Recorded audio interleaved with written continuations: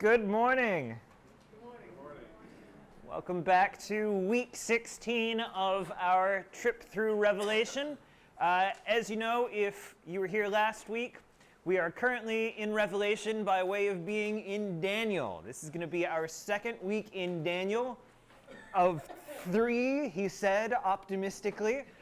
Today we are looking at Daniel chapter 7 and 8. And again, our idea is that we are to a point in Revelation, we're coming into chapter 11 of Revelation, where there are many rapid references to the visions that Daniel has, and it's just going to be difficult to make heads or tails out of those without seeing what we can say about Daniel in the first place, and then connecting it back through as we come back to Revelation. I think we have some seats over here if anybody's looking for a chair, or I think there's a few over there.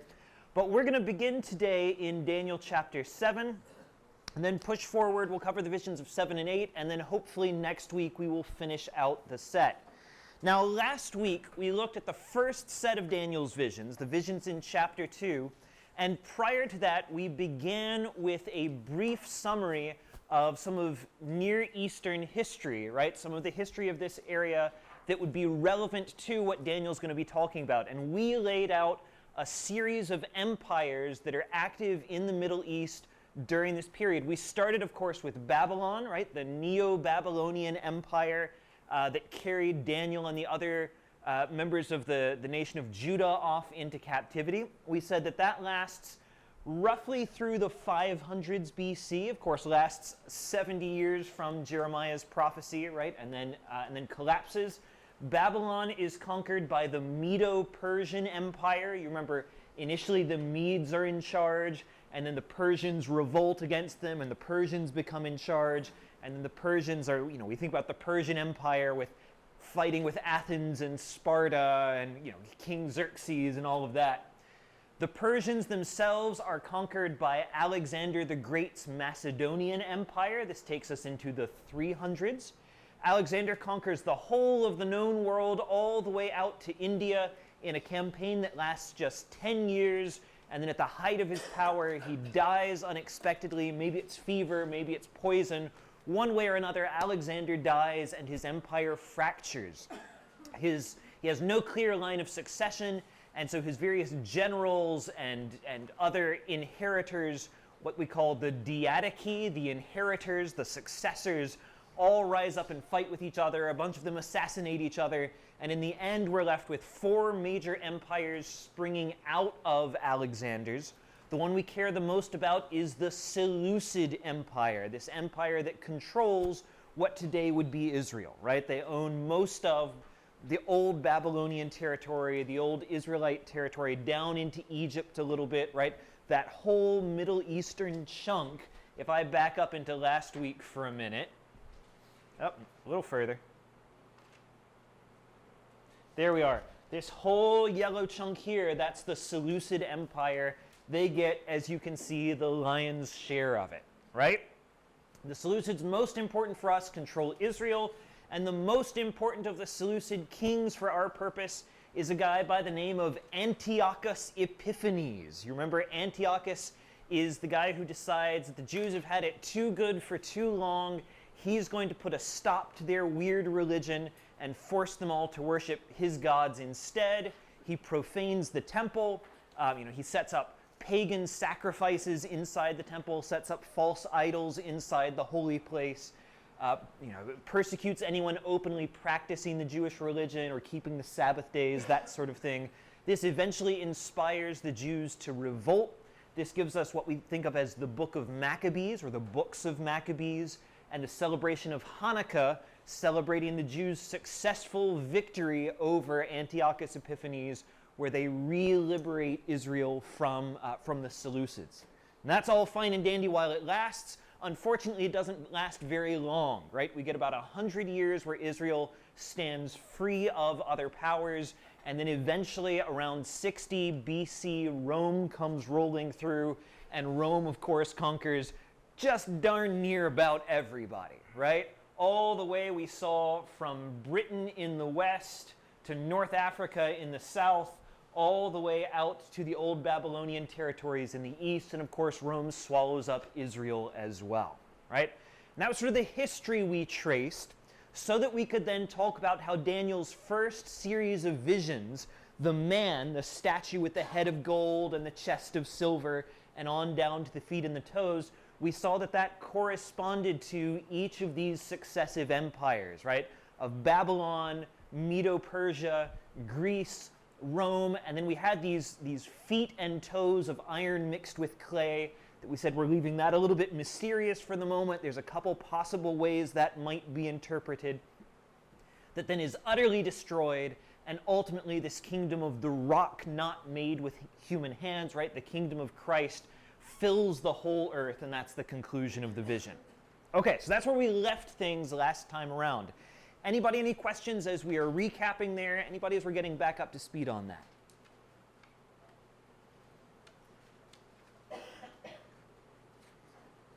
Okay, everybody's good. Let's press forward.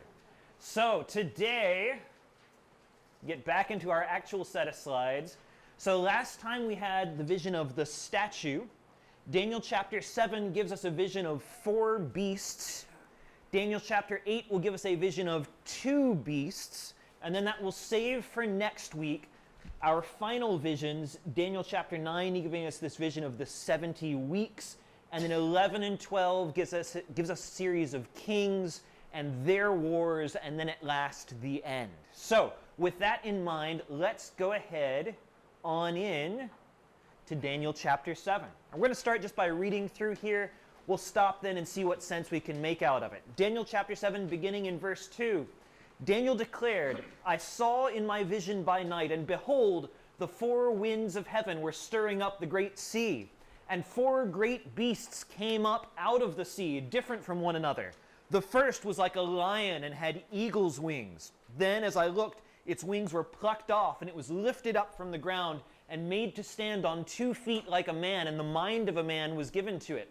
And behold, another beast, a second one, a bear. It was raised up on one side, and it had 3 ribs in its mouth between its teeth. And it was told, arise, devour much flesh. And after this I looked, and behold, another like a leopard with 4 wings of a bird on its back. And the beast had 4 heads, and dominion was given to it. After this I saw in the night visions, and behold, a 4th beast, terrifying and dreadful and exceedingly strong. It had great iron teeth, and it devoured and broke in pieces and stamped what was left with its feet. It was different from all the beasts that were before it, and it had 10 horns. I considered the horns, and behold, there came up from among them another horn, a little one, before which 3 of the first horns were plucked up by the roots. And behold, in this horn were eyes like the eyes of a man, and a mouth speaking great things. And as I looked, thrones were placed, and the Ancient of Days took his seat. His clothing was white as snow, and the hair of his head like pure wool. His throne was fiery flames, its wheels were burning fire. A stream of fire issued and came out from before him. 1,000 thousands served him, and 10,000 times 10,000 stood before him. The court sat in judgment, and books were opened. I looked then because of the sound of the great words that the horn was speaking, and as I looked, the beast was killed, and its body destroyed and given over to be burned with fire. As for the rest of the beasts, their dominion was taken away, but their lives were prolonged for a season and a time. I saw in the night visions, and behold, with the clouds of heaven there came one like a son of man, and he came to the Ancient of Days and was presented before him, and to him was given dominion and glory and a kingdom, that all peoples and nations and languages should serve him.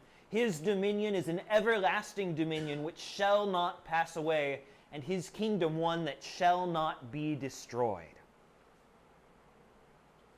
What does that mean? As I mentioned, I really like Daniel because Daniel gets to turn to people afterwards and ask them exactly the question that we're all wondering, right? So Daniel 7 continues. Daniel says, what is any of this? So he told me, this is the angelic visitor that Daniel has, he told me and made known to me the interpretation of these things. The 4 great beasts are 4 kings who shall arise out of the earth. But the saints of the Most High shall receive the kingdom and possess the kingdom forever, forever and ever. Then I desired to know the truth about the 4th beast, which was different from all the rest, exceedingly terrifying, with its teeth of iron and claws of bronze, and which devoured and broke in pieces and stamped what was left with its feet. and about the 10 horns that were on its head, and the other horn that came up, before which 3 of them fell, the horn that had eyes and a mouth that spoke great things and that seemed greater than its companions. As I looked, this horn made war with the saints and prevailed over them, until the Ancient of Days came and judgment was given for the saints of the Most High, and the time came when the saints possessed the kingdom.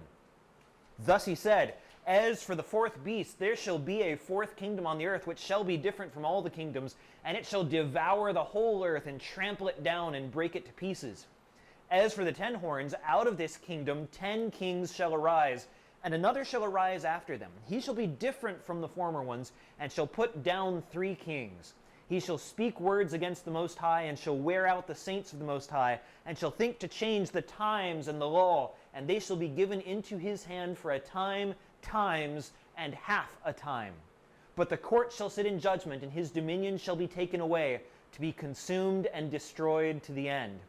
And the kingdom and the dominion and the greatness of the kingdoms under the whole heaven shall be given to the people of the saints of the Most High. His kingdom shall be an everlasting kingdom, and all dominions shall serve and obey him.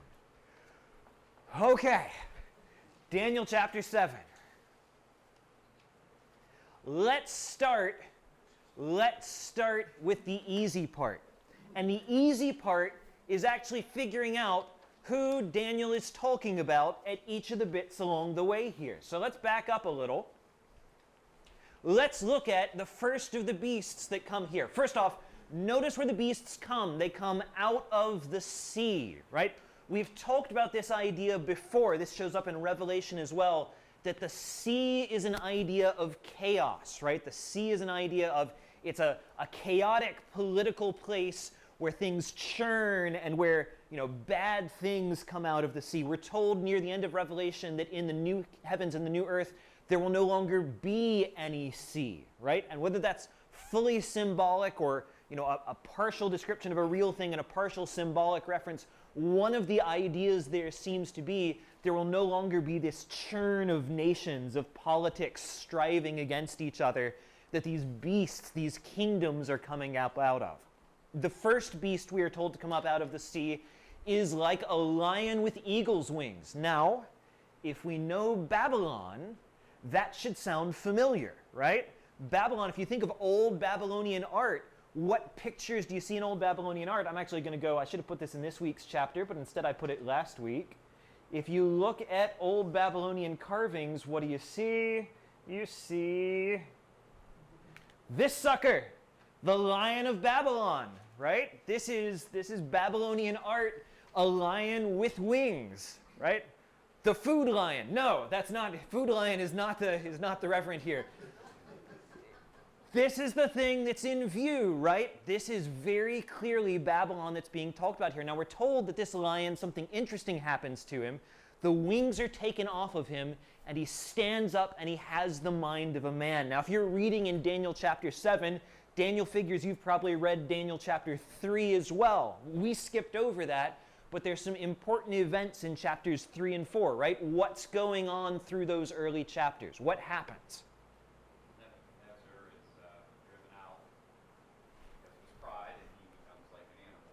Okay, good.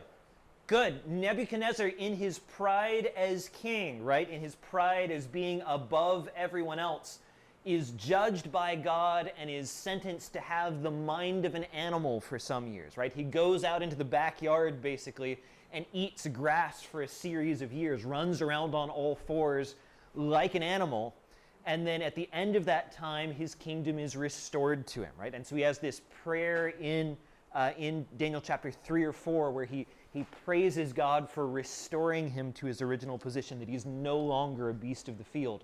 Again, that seems very clearly to be what Daniel has in view here, that Babylon has been a beast and now is being raised back up and given the intellect of a man. This one's not particularly ambiguous.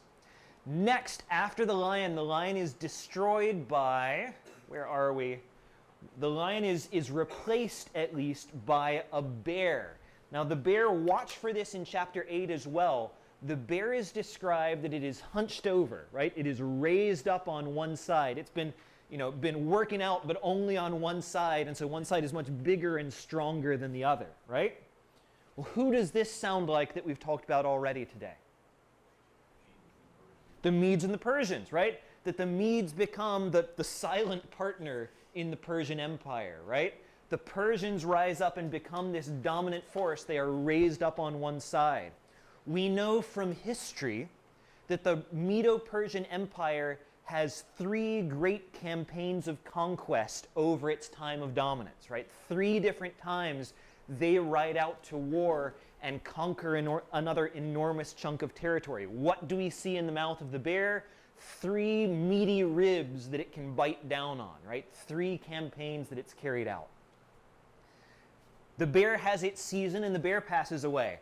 Following the bear, there's a leopard. Now, the leopard has the same symbolism here it would to us. What do we note about this leopard? What attributes does it have? 4 wings. 4 wings. Wings suggest what to us? What do the wings of a bird make you? Speedy, fast, right? Who is the leopard? He's the one who conquers the whole world very, very quickly, right? Alexander and his 10-year campaign of total conquest. And with Alexander's death, his empire splits into 4 pieces. What has the leopard got? He's got 4 wings. He's got 4 heads, right? Heads often here are kings, are sub-kingdoms, right? Seems very clearly to be Alexander's kingdom, then splitting the 4 ways into his 4 successors. Finally, we have this last beast, the 4th beast, terrifying and strong with great iron teeth, right? Notice, by the way, iron teeth, bronze nails. Some of the symbolism here sounds like it's referencing back to the vision in chapter 2, right? The legs of iron that follow the belly of bronze, right? There's that same idea of it has some of the attributes of the things that have come before it, right? It has these teeth of iron. It has attributes of the bronze kingdom. But now we're told it is different from all the others. Now, at least initially, who's the most straightforward to put next? Rome, right? We think iron, we think Rome. That was exactly what we saw before. And that works right up until we come to this slide. And then things get a little difficult, right? The kingdom has, so this last beast that's different from all the others, that devours the whole earth. Well, that part works, right? Isn't that Rome's attribute that they devour? Not literally the whole earth, right? There is no Roman settlement in Antarctica or the New World or Australia, right? But all the earth to the farthest reaches of what anyone in Babylon would have cared about, all of that and far beyond what they would imagine has been devoured by Rome, has it not? And so we could say that part fits.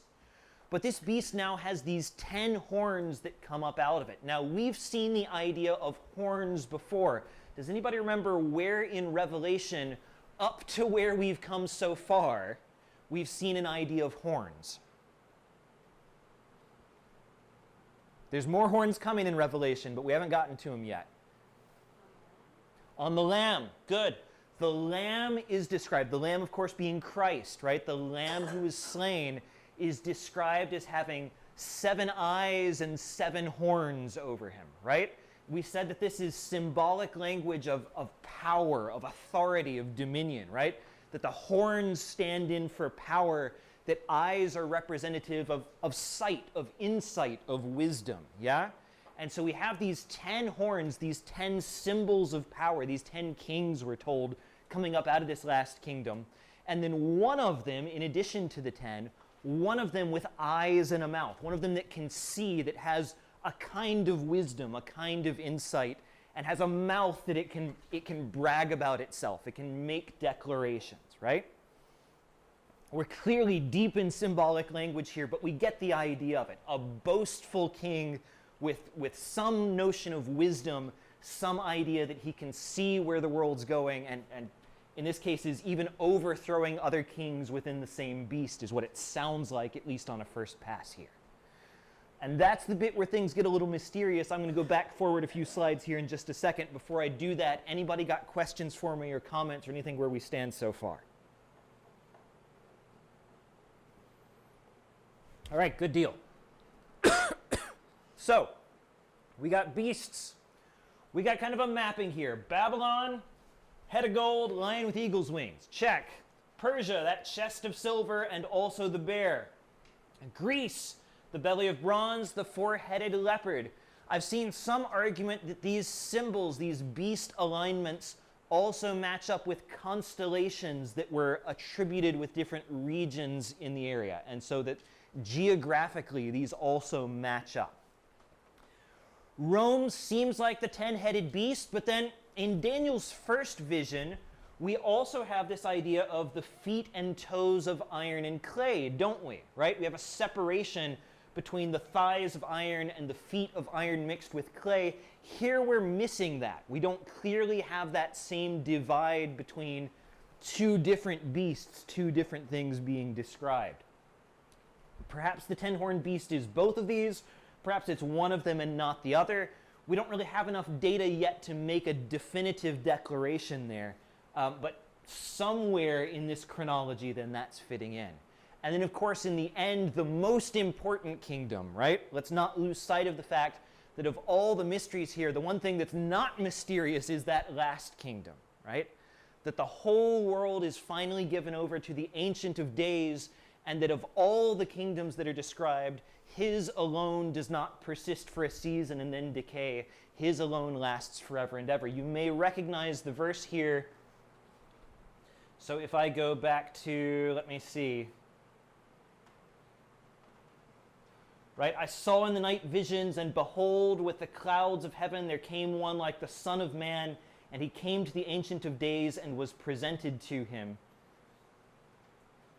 And again, again the idea of the kingdom of the Most High here being described right at the end of the chapter. You may recognize that, right, when Christ stands before the Sanhedrin for the final time and is pressed, and they said, tell us the truth. Are you the Christ, the Son of the Blessed One? And he finally gives the one straightforward answer. He gives the whole interview, right? I am, and you will see the Son of Man coming with the clouds of heaven and seated at the right hand of the Mighty One. Right? And what do? The priest rends his clothes and said, you've heard the blasphemy. What more testimony do we need? By his own mouth he stands condemned, because everyone in that room recognizes that in that moment Christ is laying claim to the authority of Daniel chapter 7, that he is declaring himself to be the one to whom dominion and glory and kingdom will be given. Indeed, back in Revelation, our first few chapters of Revelation, in the great throne room scene in chapter 4, remember how that throne is described, right? One who is glowing as fire from the waist down, right? That around him is this swarm of angels that we're told are myriads of myriads, 10,000 times 10,000. And what is that but an exact echoing of, if I can find my verse again. Have I gone past it? I've gone past it somewhere. That's too far back. What is that but an exact echoing, here we are, of the language that we find back in verses 9 and 10, right? A stream of fire issued from before him, 10,000 times 10,000 stood before him. The court sat in judgment and books were opened. The books being opened we haven't quite got to yet, but it's coming, right? Very clearly John echoing this same language in his description of the throne room of God appearing here. Okay, so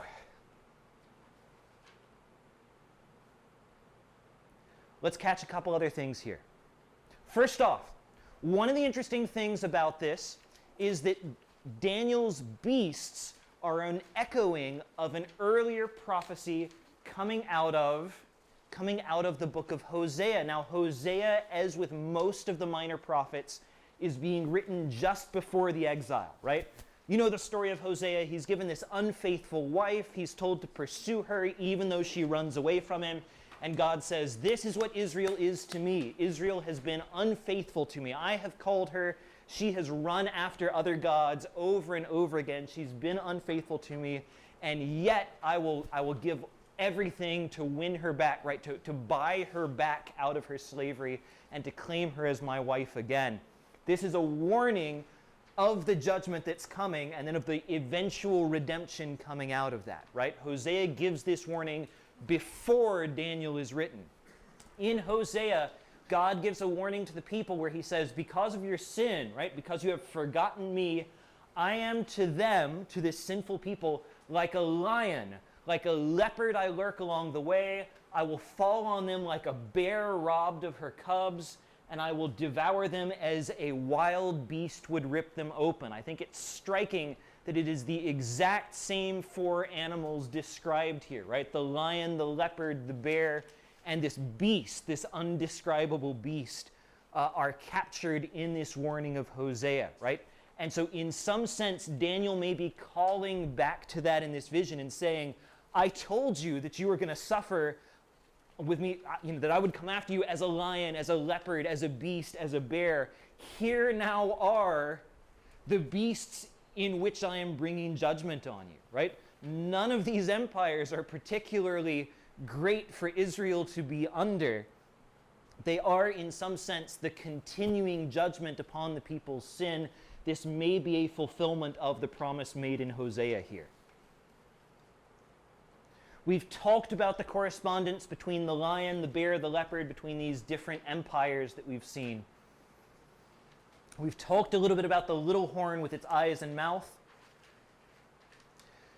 Let's just note this about the little horn. For the moment, let's not yet aim for a full identification on who this is. Let's just note some traits that the little horn possesses. Number one, it overthrows three other horns, right? We are told the little horn comes after three other horns which are uprooted before it. They are in some sense defeated, or they are overthrown, or they are killed, or whatever's happening here. There's some sense in which three are displaced to make room for the one.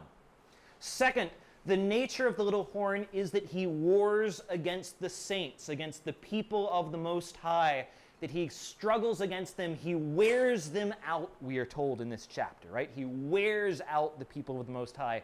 He tries to prevent the times and days and the law, right? Whatever rituals there are, whatever observances there are of the true way, the little horn attempts to put a stop to them. Third, we are told that the little horn, for all of his power, nonetheless is bounded. He does not have unlimited power and authority. He has only what's been given to him. God has permitted him rule for a time, times, half a time. Most commentators would look at that and would say that's a year, 2 years, and half a year. That is, this is a period of 3.5 years. That's a number we saw very, very briefly at the start of Revelation chapter 11. It is a number we will see several times yet again as we go forward in Daniel. So something like 3.5 years, whatever that means, is described as his period of rule. And finally, we see that again, for all his power, for all that his kingdom is unlike all the kingdoms that have come before, nonetheless, it is destined to destruction. That when the Ancient of Days takes its seat, we don't even get a description of a battle, right? It doesn't even merit and then there's a big war. We just get the Ancient of Days sits down, and that's the end of him. Okay. Again, I'm going to pause for now. I'm not in chapter 7 going to aim for an identification on this guy yet. I just want us to see what we know about him to this point. Anybody got a question, a comment, anything where we stand so far? I'm going to get a drink. Yeah. The war against the saints, would that be people, say, after the rapture that come? Okay, so who are the saints that the little horn is warring against? Yeah. Depends very much on who the little horn himself is, right? Is he, obviously, right? But is he close to Daniel's era before Christ? That's a possibility. Is he in a preterist view, is he in the 1st century? Is he something like the Emperor Nero? That's a possibility. Is he something future that's yet to come? That's a possibility. Is he the Pope? Always on the table, right? At least as far as Martin Luther is concerned, that's always a good option. Because there's ambiguity as to his identity, there's ambiguity as to which saints he is warring against. We're going to see, after we get through chapter 8, some evidence that would suggest different possible identifications and some challenges with all the historic identifications that have been made. All right? So I'm going to put you off for now. We'll come back for it. You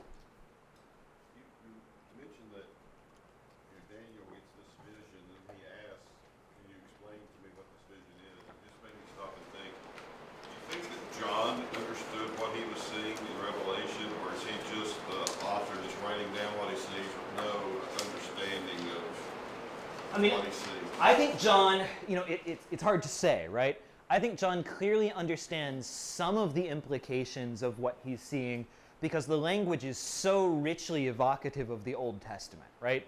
He clearly recognizes the parallels, and it is either the vision is being conveyed to him in symbolic language that he recognizes the significance of, right? Or he's interpreting it for us in that way, or however you want to say that, right? That clearly John recognizes that he is tying things back to Old Testament descriptors. Whether how specific of an interpretation he can make on some things, we know there are bits where an angel walks up to John and says, "John, who is this?" And John says, "My Lord, you know." Right? And so clearly he doesn't get everything that's going on here. He makes that pretty unambiguous. Again, if you take more of an amillennial reading of Revelation, the amillennial reading says the significance of Revelation is the saints conquer the way the Lamb conquers, by dying, right? The story is the Lamb nonetheless wins. If that's the full extent of the narrative, is just over and over again, it wants to hammer the Lamb wins, the people of the Lamb win by dying. The Lamb wins, the people of the Lamb win by dying. John clearly gets that, right? Unambiguously, he has that and that lesson is true, right? Whatever else we can say about Revelation, we can say that is indeed a point of it, and it's a point that John gets. If you think, unlike an amillennial reading, that there are more specific applications of some of these features, it is not clear how much of that John understands. Any more than it's clear how we understand, right? Clearly there's places he doesn't know what's happening. That's all we can really say, I think. Yeah, good. Anybody else?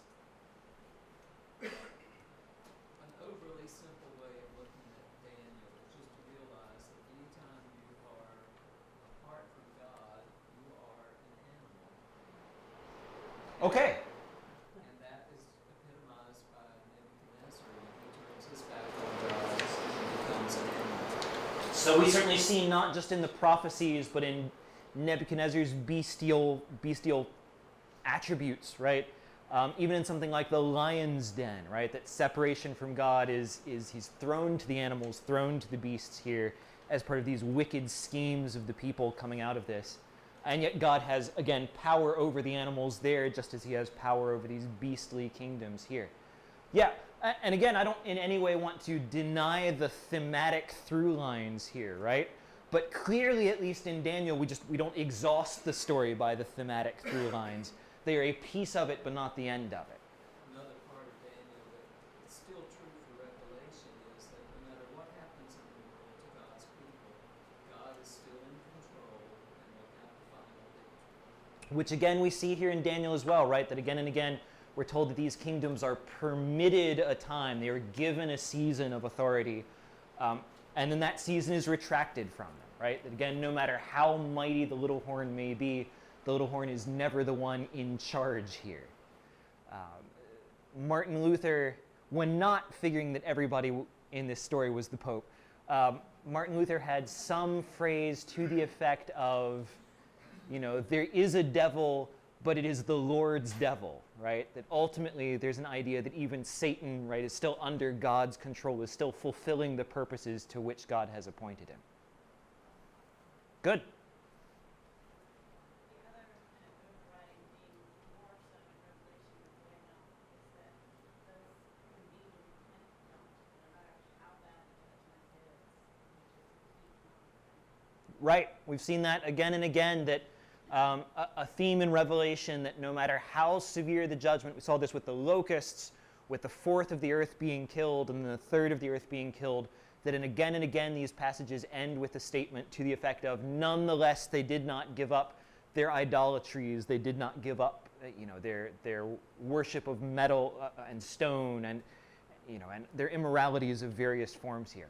Right? Yeah, again, a very clear through line there, that this judgment is in an ultimate sense deserved, because at every step along the way the judgment is a warning and every warning is disregarded. We talked about how the chapters of Revelation we've just been going through parallel the story of Pharaoh, right? There are very clear parallels to the plagues of Egypt, and just as Pharaoh refuses to repent, that the same is true here.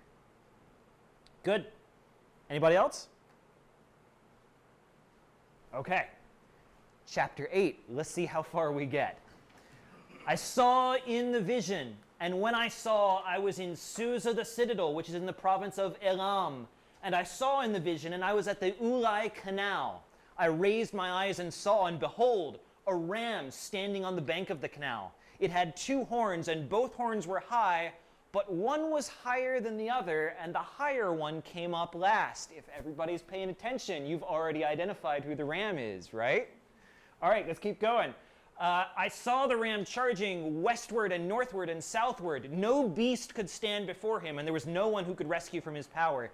He did as he pleased, and he became great. And as I was considering, behold, a male goat came from the west across the face of the whole earth without touching the ground.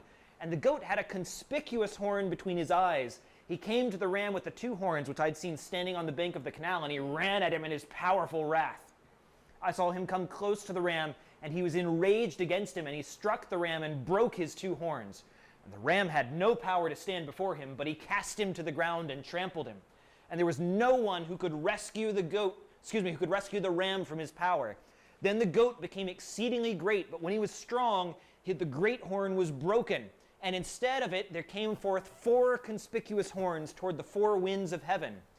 Out of one of them came a little horn, which grew exceedingly great toward the south, toward the east, and toward the glorious land. It grew great even to the host of heaven, and some of the host and some of the stars it threw to the ground and trampled on them. It became great, even as great as the prince of the host. And the regular burnt offering was taken away from him, and the place of his sanctuary was overthrown. And a host will be given over to it together with the regular burnt offering because of transgression, and it will throw truth to the ground, and it will act and prosper. Then I heard a holy one speaking, and another holy one said to the one who spoke, "For how long is this vision concerning the regular burnt offering and the transgression that makes desolate and the giving of the sanctuary and the host to be trampled underfoot?" And he said to me, "For 2,300 evenings and mornings, then the sanctuary shall be restored to its rightful state." And behold, there before me one having the appearance of a man. And I heard a man's voice between the banks of the Ulai, and it called, "Gabriel, make this man understand the vision." A little side note here. Daniel is the only book of the Old Testament to give us clear names to specific angels. Gabriel and Michael, most obviously, both of whom, of course, also recur in the New Testament, right? Gabriel very famously delivering the Annunciation to Mary, right? And so Gabriel here again serving as a messenger. He came near where I stood, and when he came, I was frightened and fell on my face. But he said to me, "Understand, O Son of Man, this vision is for the time of the end."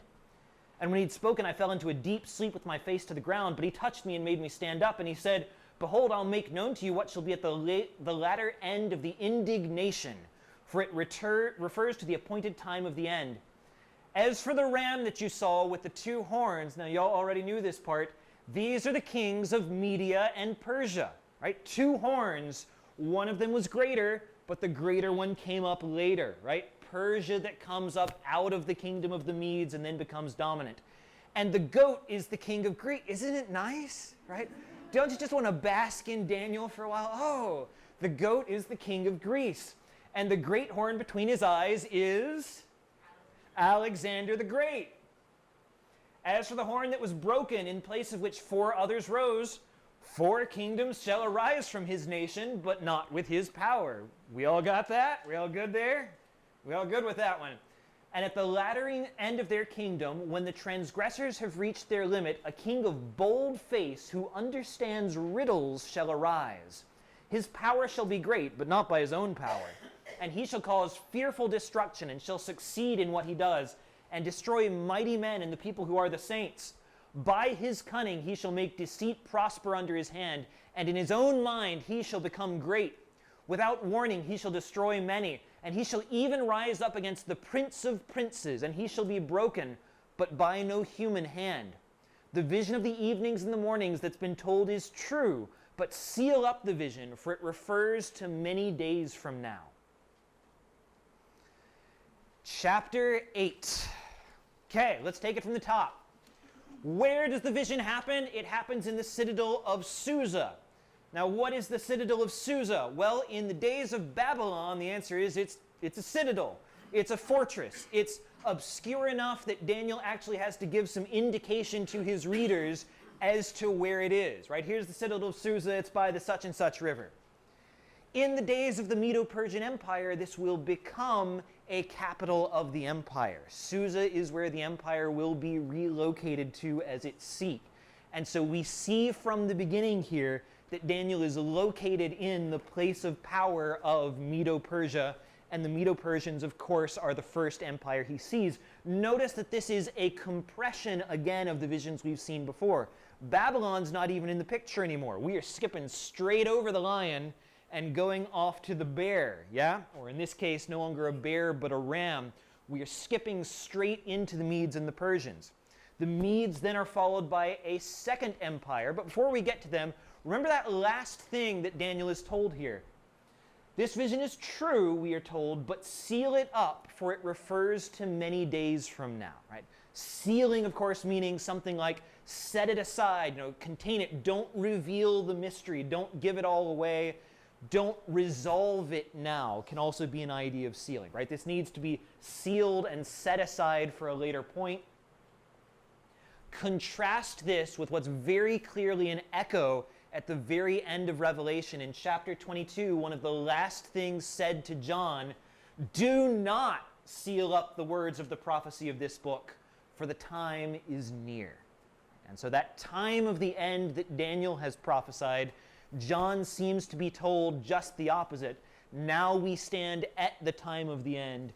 Do not seal up the vision, for the time of its fulfillment is at hand. Okay, so parts of the vision in 8, really dead simple. The ram is Medo-Persia, the goat is Greece, the big horn is Alexander, the 4 horns are the 4 empires coming out of Alexander. We're all good on that. A little horn comes off one of the 4 big horns, right? Who's this guy? Well, who is it within one of the 4 successor empires who rises up and oppresses the glorious land? It's our old friend Antiochus Epiphanes again, right?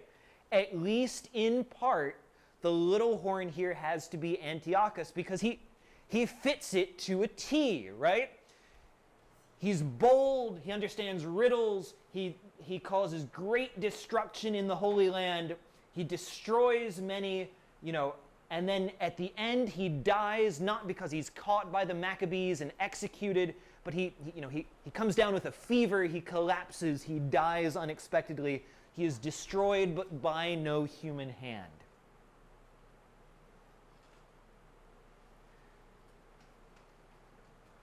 Again, here's from Maccabees 1. You can see, so this is Antiochus here, wrote to the whole kingdom that all should be one people. So no more of your weird little individual religions, Jews.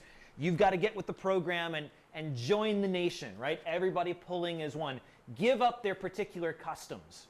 Many, even from Israel, gladly adopted his religion. They sacrificed idols, they profaned the Sabbath. Continuing onward, he directed them to follow customs strange to the land, to forbid burnt offerings and sacrifices and drink offerings and Sabbaths and festivals, to defile the sanctuary, to sacrifice pigs and other unclean animals, to leave their sons uncircumcised, to forget the law and change all the ordinances. You can see where, again, Maccabees is very clearly, they see this as the little horn, right? When the book is being written, they're deliberately calling back here to say, right, again, these same ideas in view, right, that he is ending the time of the sacrifice, that he is putting a stop to the periods of sacrifice. He's putting a stop to the celebration of everything that's taken place here. And what's interesting is we're given here at the end of this discussion a promise of 2,300 evenings and mornings that will follow while the period of sacrifice is disrupted.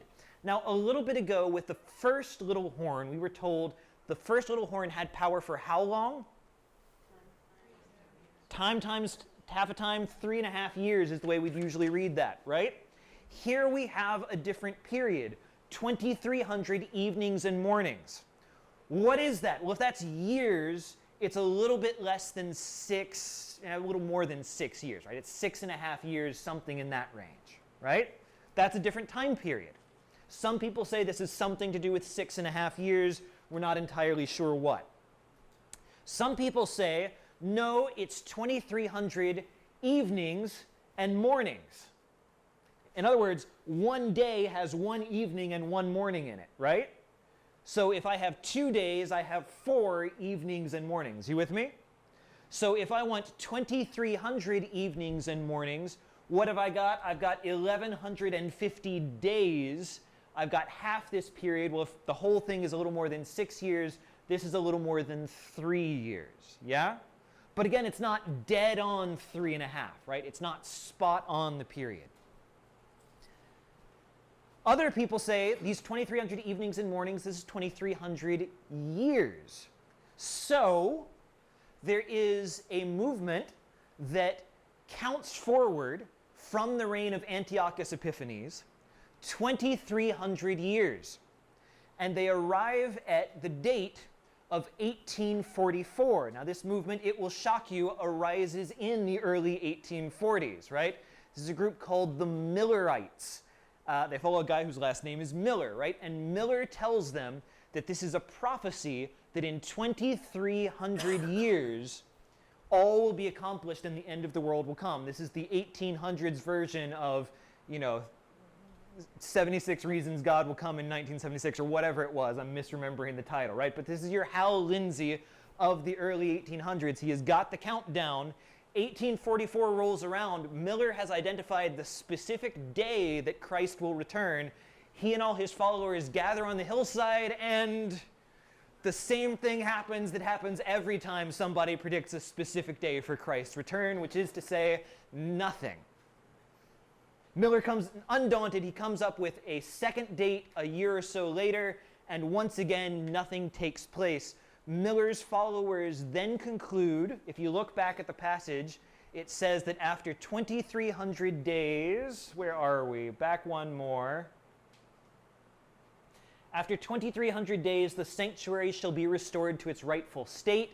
And they say, we've misinterpreted. 2,300 days, the year 1844 is not the end of the world. It is the point at which the sanctuary has been restored. And so now the sanctuary of God has been restored, and it is our job to carry out that restoration. And the movement that grows out of this, what's called the Great Disappointment, is this event in 1844. The movement that grows out of this today we recognize as the Seventh-day Adventists. The Seventh-day Adventist Church is the modern descendant of the Millerite Great Disappointment. So, little interesting trivia there. Of all the views of Revelation that we are comparing, I feel fairly confident saying that one is a wrong one, right? I think we can cut that one off and say that is not the right reading of this. Which of these is correct is hard.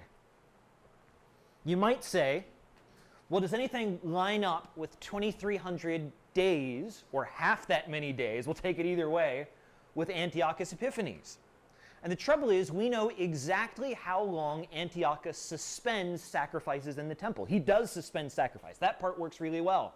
He suspends them for 3 years and 10 days. 3 years and 10 days is close to 1150 evenings and mornings. But it is not dead on 1150 evenings and mornings, right? Likewise, it is close to a time times and half a time, if you take that as 3.5 years exactly. But it is not exactly a time times and half a time. It's a time times and 10 365ths a time, right? Is this the fulfillment of those prophecies? Maybe, right? Like, I don't know. But it seems like if this was the full fulfillment of it, the days would just match. If you're going to give a specific number, that the number would line up clean and not kind of, sort of-ish. Alan? Did the Jewish calendar have 365 days? Okay, so that's a great question. Did the Jewish calendar have 365 days? And the answer is, what do you mean, the Jewish calendar?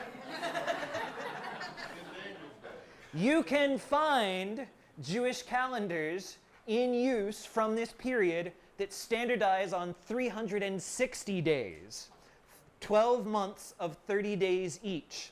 Some, in accounting these periods, treat that as the standard Jewish year, right? It's 360 days as a Jewish year. There are two complications with that. One, that is not universally the Jewish calendar across the stretch of time we're interested in here. There are others you could also appeal to.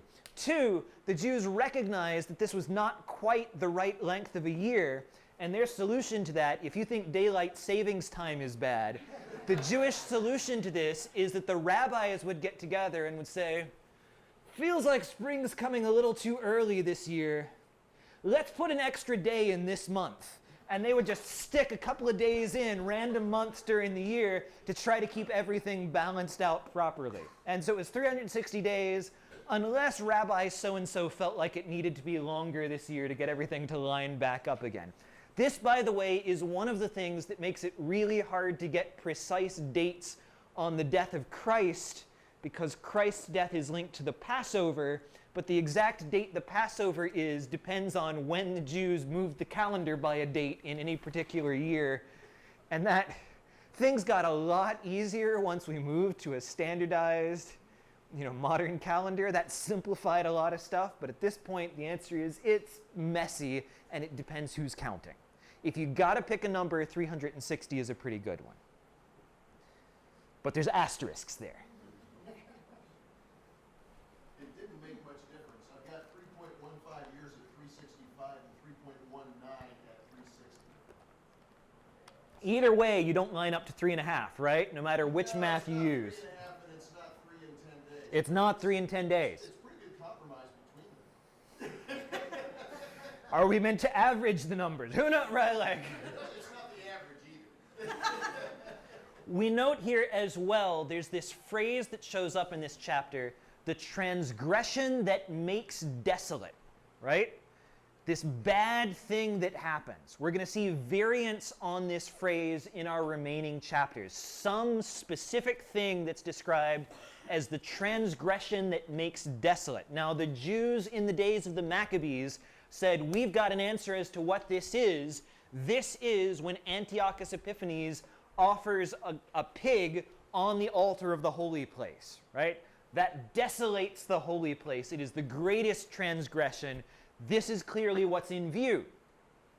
As Christians, we have a harder time with that, because in Matthew 24, Jesus turns to his disciples and he says, hey, when you see the abomination that causes desolation, spoken of by the prophet Daniel, standing in the holy place, then let those who are in Judea flee to the mountains. And you may note, Christ says this after Antiochus Epiphanes. And so everything was real tidy, where we could just say it's all just Antiochus. That's the fulfillment of all of this, right up until the point where Jesus said, hey, when you see this thing that hasn't happened yet, watch out for that.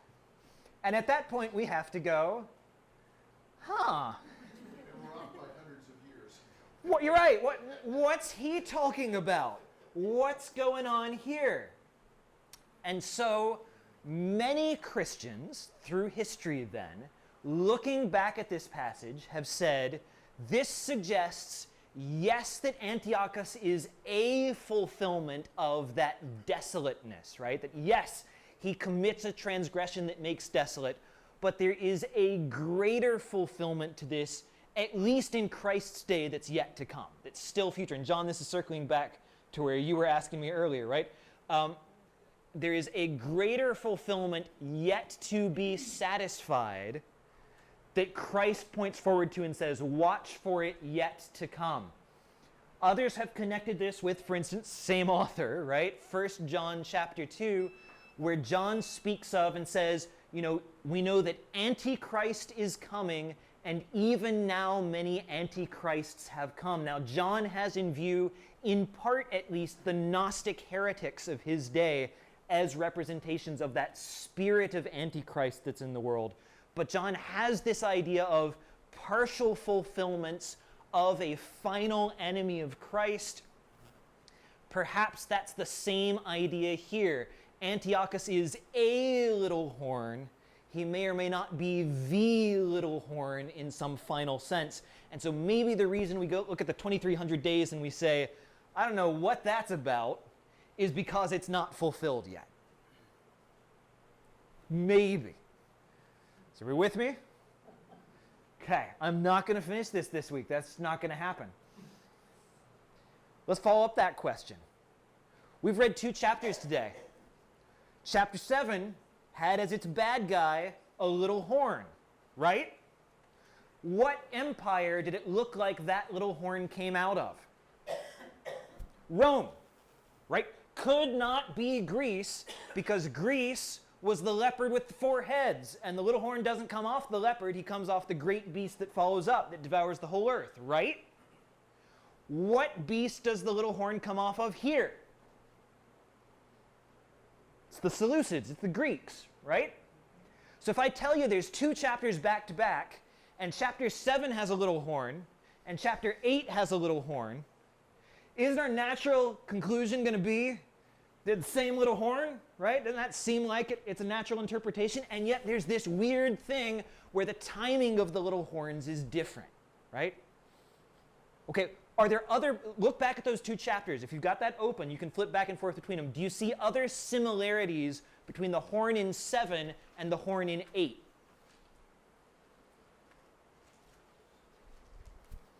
Do you see things they have in common?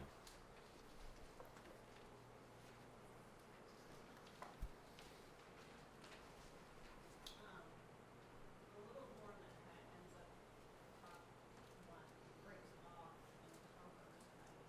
Is there any comment on that? Okay, so the little horn in 7 overthrows 3 other horns in front of it. The little horn in 8 kind of grows and devours the horn that he's a part of as the horns are splitting off from the goat here.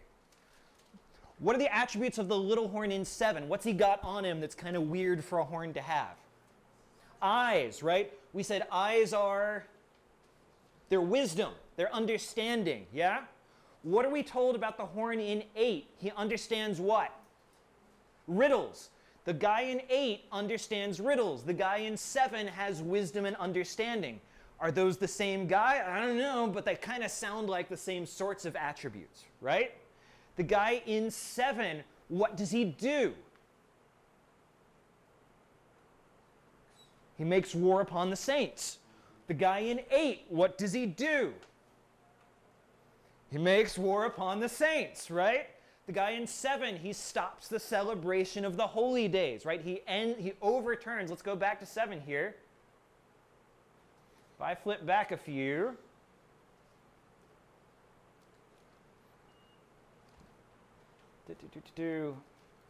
So he speaks great words, right? He does all of these wicked things. He comes up, his eyes were like the eyes of a man. He speaks great things. I desire to know the truth about the 4 beasts. The beast makes war against the saints, right? He does all these things to overturn and to prevent, right? What does he do? He speaks words against the Most High. He tries to change the times and the law. What did we see in Antiochus? He says you can't celebrate the Sabbath anymore. You can't circumcise your sons anymore. You can't, right? All these sounds like attributes that we see fulfilled in Antiochus here. And yet the timing is just wrong, right? He's coming out of the wrong beast here. And so again, one of the arguments that says there's a future fulfillment is to say all these horns have attributes that echo in particular individuals, and yet it's hard to make one individual satisfy all of them simultaneously. Dennis? Question, maybe you pointed this out. Daniel 7 is written in what? Aramaic. Right. 8 goes back. It switches back. Hebrew. There's a possibility that one is talking definitely about the Antichrist at the end times, and then one's kind of pointing towards Antioch is coming up. Right. There are so many possibilities, Yeah. Dennis. That is one of them. Yeah. Could the 7 be the Antichrist specifically, and the 8 be Antiochus particularly in view? Could be, but in that case, when Christ warns against the abomination that causes desolation in the holy place, is he not talking about, I mean, that phrase is going to occur for us a couple more times, but is he not talking about the transgression that makes desolate in chapter 8? If not, that's a weird parallel in that language not to have that in view as well, right? Yeah. Right. It's messy. And so what do we do with this? We don't have time for what we do with this. We're going to have to return to that question when we come back next week, when we will cover some fraction of the book of Daniel. I'll see you then. Have a great week.